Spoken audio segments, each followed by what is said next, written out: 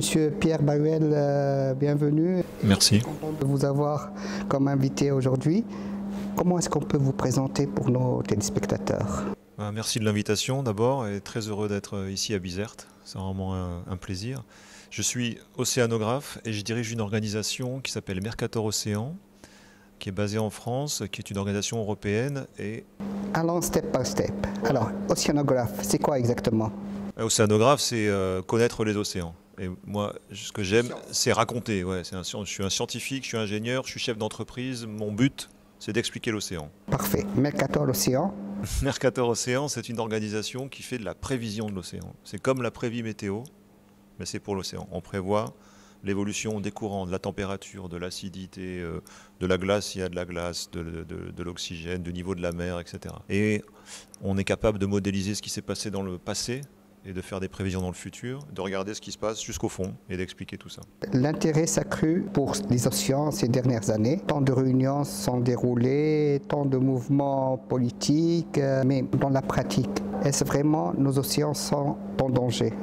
Oui, les océans sont en danger. Les océans, ils souffrent de choses qui viennent de l'homme. Ils souffrent de la pollution que l'homme envoie et le direct. Voilà, on peut penser à la chimie qu'on envoie dans les océans. Et ils souffrent du réchauffement climatique et qui réchauffe les océans, les acidifie, etc. Donc oui, l'océan, il absorbe, il nous rend un grand service parce qu'il absorbe en fait tout l'excès de chaleur qu'on peut avoir créé avec ce réchauffement climatique. Pas tous, mais une grande partie. Mais oui, il souffre. Ouais. Et donc en fait, notre travail, c'est d'expliquer ce qui se passe. C'est ça le rôle de Mercator? Bon, le rôle de Mercator Océan, ouais, c'est d'expliquer ce qui se passe. Pour dire, c'est pas une croyance, c'est une observation, ce qui est en train de se jouer. Le niveau de la mer monte, la glace fond, l'acidité augmente. C'est une observation, c'est mesuré. On peut vous expliquer pourquoi, on peut vous dire comment c'était avant, on peut regarder des trajectoires, on peut faire des prévisions dans le futur, on peut regarder l'impact en profondeur, en surface.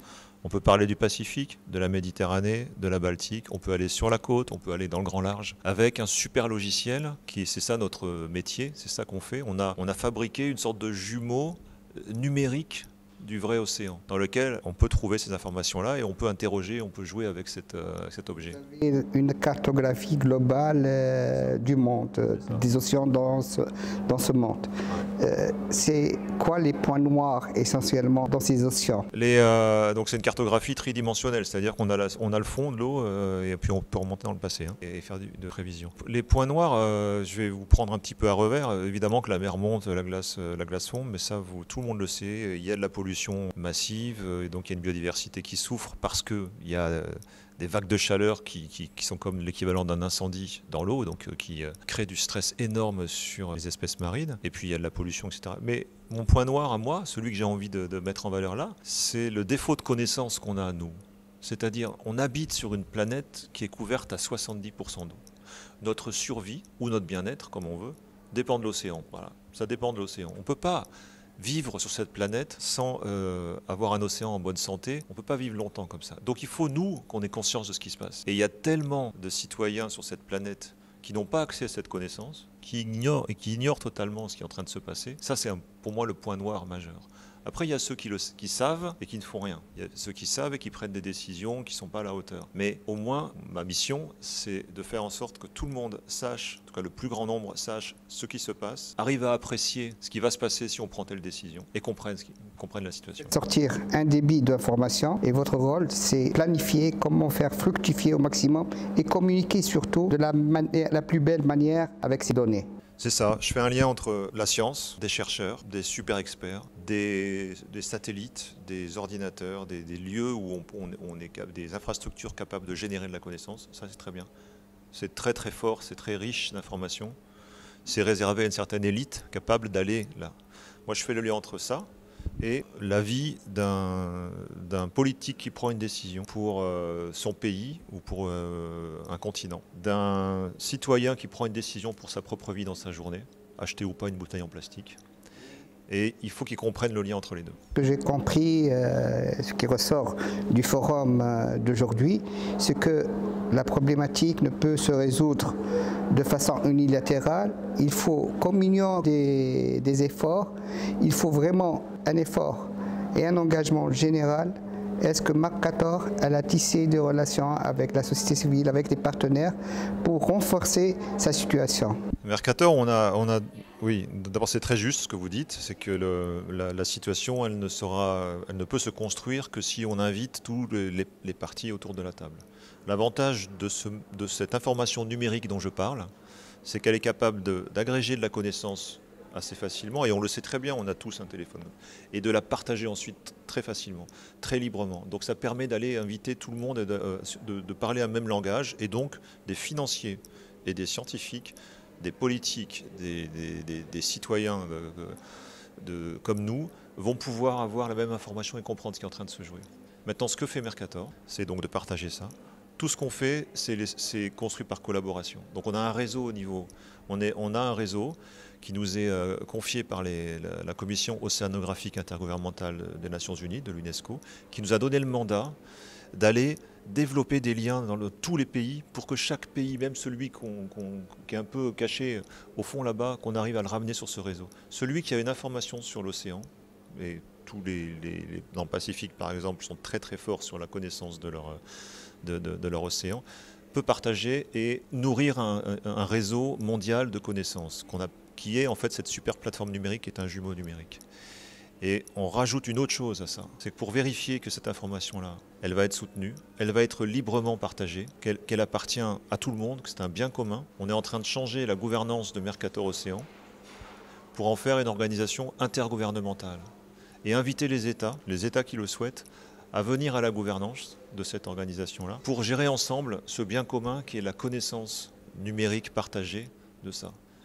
La connaissance des data, dont on parle beaucoup, et des outils d'aide à la décision qu'on va pouvoir développer pour aider à prendre des décisions vertueuses en connaissance de cause. Et donc ça, c'est ce qu'on essaie de faire, enfin ce qu'on va faire converger pour arriver à la conférence des Nations Unies en juin 2025, avec un projet d'organisation et une décision de création de cette organisation intergouvernementale, avec des premiers pays qui sont déjà engagés là-dessus. Un jumeau numérique et une plateforme qui a commencé à tourner et qu'on va mettre au niveau pour avoir justement cette capacité à décrire. Et une coalition d'organisations dans le monde entier qui sont mobilisées pour répondre à ça, nourrir, utiliser l'information et renvoyer eux-mêmes leur information. Donc c'est là-dessus qu'on converge. L'interface océan-mer, il y a une influence. Oui, bien sûr. Et quand on s'occupe des océans, on ne peut pas se contenter des océans seulement. La Méditerranée est une mer qui est fondamentale dans tout mon réseau. Donc on a commencé, nous, à travailler en Méditerranée. Ensuite, on a rajouté le Proche Atlantique, on a rajouté la Baltique, et puis après, on a fait au niveau mondial.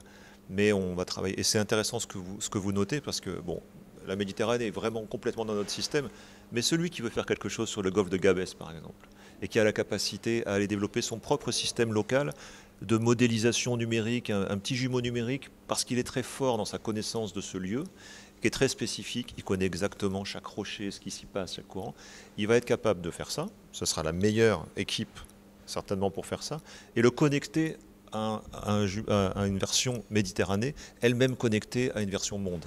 Et donc tout ça va circuler librement, c'est ça la beauté du numérique, c'est ça l'outil qu'on essaie de pousser, que toute cette information, cette data, cette connaissance puisse librement circuler du local au global, du global au local. Alors, moi, je travaille avec une information et j'aime beaucoup ce modèle qui est libre et gratuite. Tout le monde peut l'utiliser. Donc c'est libre et gratuit, donc il n'y a pas de magie, c'est la Commission européenne qui soutient cette activité-là. Et Mercator Océan est une organisation qui est très largement soutenue par la Commission européenne. On est délégataire de services pour eux et donc on travaille au nom de la Commission européenne quand on met en œuvre tout ça. Donc cette information, elle est librement partagée, tout le monde peut l'utiliser. Avec une conviction profonde, c'est que ça va créer de la connaissance, ça va créer des usages, ça va créer des métiers, ça va créer de l'activité économique. Quelqu'un qui veut créer sa société pour faire de l'optimisation d'un routage de bateau, par exemple, peut le faire à partir de ces données qui sont gratuites, des données de courant qui viennent de chez nous. Et on a des milliers d'abonnés, ça marche très très bien. La question que vous posez, comment en faire un bon usage, ça veut dire qu'on pourrait aussi avoir des gens qui vont créer de la surpêche avec ça. Il y a une question éthique qui est posée, il y a des questions de sécurité. Qu'est-ce qu'on fait, à partir de quand on doit... Et donc nous, c'est pour ça que vous faites appel au gouvernement. Donc nous justement, on dit, voilà, on place ça au niveau des États. On ne rentre pas dans une logique privée d'intérêt économique, on a intérêt de bien commun et on fait confiance aux États pour protéger le bien commun. Et ensuite, on investit encore et encore on parie sur l'intelligence, on explique. On ne dit pas juste voilà la température et les courants, on dit voilà les températures et les courants. Si on regarde l'impact de cette information-là, si on va pêcher ici alors qu'il y a des larves de poissons, voilà l'impact. Si on met du plastique ici à cet endroit-là, alors voilà l'impact sur l'écosystème. Et donc on explique encore et encore les impacts de telle et telle décision en faisant appel à l'intelligence de celui qui utilise cette information-là. C'est un choix. Et pour l'instant, ça ramène beaucoup d'informations qui sont de très grande qualité. Troisième forum de la mer, forum mondial de la mer à Bizerte. Des leçons à tirer? Je viens d'expliquer au forum quelque chose qui pour moi est un point de bascule. Quand je suis intervenu la première fois, on a fait des promesses un peu en disant voilà, cette histoire que je vous raconte, je l'ai racontée en disant voilà, on va faire des belles choses, ça va être bien. Ça coûte pas cher les promesses. L'année dernière, on avait un thème qui était la Méditerranée en ébullition et j'avais ramené des simulations numériques qu'on fait avec nos systèmes pour montrer les vagues de chaleur, pourquoi il y a des grands incendies. Donc c'était une séquence qui était, voilà, j'ai réussi au niveau européen, au niveau international, à ramener plein d'informations, à connecter. Et donc on était en cinéma, voilà, tout le monde peut regarder un grand film pour comprendre un peu ce qui se passe. Première étape. Ça reste passif, quoi. On est comme on est là, on est assis, on regarde, on dit oh, tiens, oui, il fait chaud en Méditerranée, il fait chaud dans l'eau, mais on n'est pas. Là, ce que j'ai montré aujourd'hui, c'était qu'on arrive pour cette troisième étape, et presque la quatrième, c'est la conférence des Nations Unies, de l'autre côté, au nord de la Méditerranée à Nice, c'est qu'on active la partie itérative, c'est-à-dire on met la personne dans l'action. On a ouvert des logiciels qui permettent à chacun d'interroger lui-même, de dire voilà, moi je voudrais savoir d'où vient le plastique qui vient sur la plage de Bizerte. Ah non, tiens, je vais essayer d'où vient celui qui est aujourd'hui à Gabès. Si je prends 3 ans en arrière, est-ce que je peux retrouver si ça vient des côtes françaises ou des côtes espagnoles ou des côtes algériennes. Ces informations sont accessibles maintenant? Alors donc j'ai montré le premier niveau de logiciel qu'on a mis en œuvre, doit être accessible à tout le monde et on est en train de travailler pour que l'année prochaine ce soit un logiciel complètement accessible, que chacun puisse se poser cette question-là et trouver lui-même la réponse. Donc on est en mode actif cette fois. Monsieur Pierre Bahuel, ce fut un plaisir de vous rencontrer. On a appris tant de choses. Merci beaucoup.